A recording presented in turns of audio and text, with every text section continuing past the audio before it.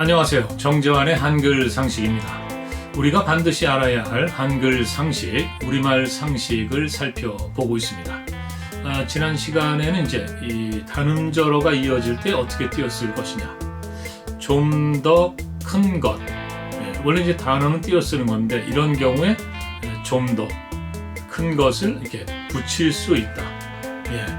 그러니까 이제 문장이 너무 길어지는 그런 패단도 있고요. 또 하나는 이제 한눈에 들어오지 않는다. 뭐 이런 그 이유가 있는 거죠. 그래서 붙여 쓰는 것을 허용한다. 뭐 그런 내용을 살펴봤는데요. 자, 오늘은 보조 용언입니다. 보조 용언. 사실은 우리가 이제 문법 용어에 약하기 때문에 그래서 보조 용언이 뭐지? 이런 생각을 하실 거예요. 그런데 이제 그림을 그리다. 이 그리다라는 것은 이제 동사죠. 그런데 그림을 그려 본다 이랬을 경우에 이 뒤에 오는 이 본다 이게 이제 보조 용언이 되는 겁니다. 그래서 이 그려본다 이런 것을 과연 띄어쓸 거냐 말 것이냐 뭐 이런 내용이 되겠죠. 자, 그러면 같이 한번 살펴보는데요. 이 보조 용어는 내용이 많아서 두 편으로 쪼갰습니다.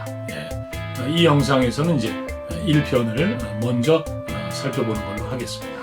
같이 한번. 자, 한글 맞춤법 제3절 보조 용언입니다.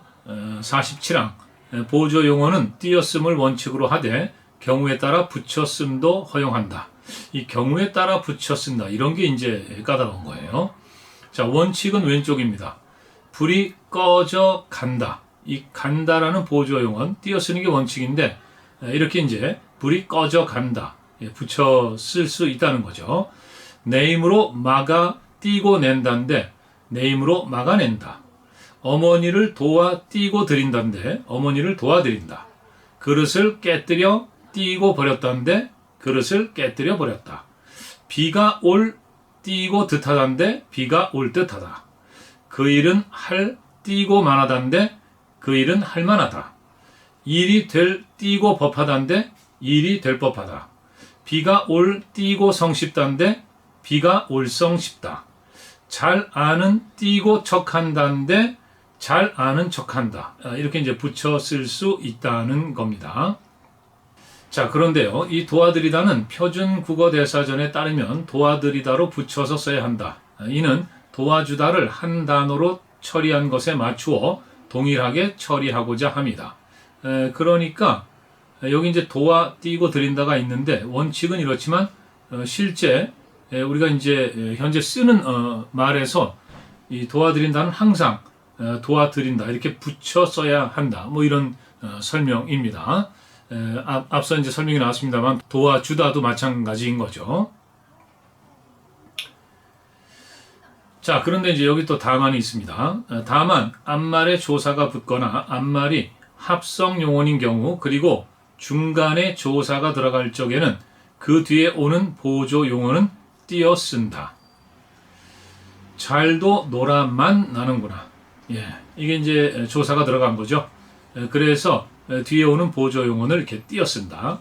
책을 읽어도 띄고 보고 네가 덤벼들어 덤벼들어 보아라. 이것은 이제 합성어이기 때문에 띄는 거죠. 이런 기회는 다시 없을 듯하다. 역시 이제 중간에 띄고요. 그가 올 듯도 띄고 하다. 잘난 채를 띄고 한다. 이게 사실은 이제 도나 를이 없으면 올 듯하다 이렇게 붙였을 수도 있는 거죠. 잘난 채 한다 이걸 붙였을 수도 있는데 여기 이제 도하고 를이 들어갔기 때문에 붙일 수가 없는 겁니다. 보조 용언도 하나의 단어이므로 띄어 쓰는 것이 원칙이나 경우에 따라서는 붙여 쓰는 것이 허용되기도 하고 아예 붙여 쓰는 것만 허용하는 경우도 있다. 요걸 기억해야 될 것 같아요.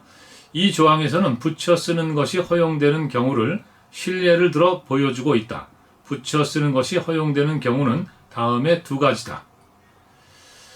자, 첫 번째는요. 본용언 더하기 더하기 보조 용언의 구성. 그러니까 사과를 여기서 이제 먹어. 이게 이제 본용언이죠.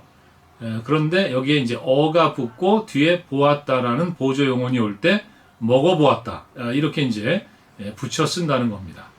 그리고 두 번째는요. 관형사형 더하기 보조 용언. 의존명사 더하기 하다 또는 쉽다의 구성. 이런 경우는 아는 채 하다 인데 이 아는 채 하다 이렇게 이제 붙여 쓰는 것이 이제 허용된다는 겁니다. 자, 이외에 특이한 형태로 명사형 더하기 보조 용언 구성이 있다. 여기에 해당되는 보조 용어는 직하다 한 가지이며 먹었음 직하다와 같이 쓰인다. 이것은 위의 두 유형에 속하지는 않지만 먹었음 직하다와 같이 붙여 쓴 형태가 매우 자연스러우므로 역시 붙여 쓰는 것을 허용한다. 이제 허용한다는 겁니다. 붙여 쓸 수 있다는 거죠. 자, 그리고 이제 보조 용언 앞에 니은가, 나, 는가, 리을까, 지 등의 종결 어미가 있는 경우에는 보조 용언을 그 앞말에 붙여 쓸 수 없다. 이건 그렇게 어렵지 않을 것 같아요. 책상이 작은가?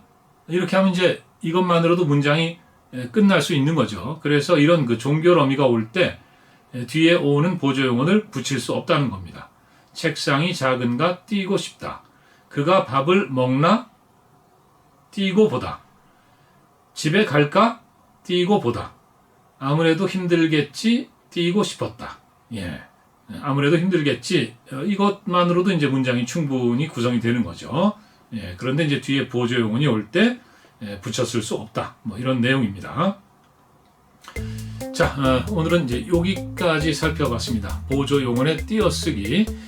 여러 가지 내용이 나오기 때문에 우선 이해할 필요가 있고 그것을 또 기억할 필요도 있고 이게 쉽지는 않습니다. 그러니까 띄어쓰기가 어렵다 이런 얘기를 하는데 충분히 공감하죠. 그런데 이제 이런 게 있습니다. 이렇게 복잡하고 어려운 거 이런 것을 띄어쓰기를 실수했다. 그건 아마 누구나 이해할 수 있을 겁니다. 그거는 좀 까다롭잖아 이러면서. 그런데 아주 그 기초적이고 기본적인 거 이런 띄어쓰기를 실수하면은 글쎄요, 이거 참 사람 그 띄어쓰기를 그렇게 못하나? 이런 얘기를 듣기 십상이지 않을까? 이런 걱정이 드는 거죠. 자, 아무튼 오늘 그 보조 용언의 띄어쓰기 1편을 같이 살펴봤고요.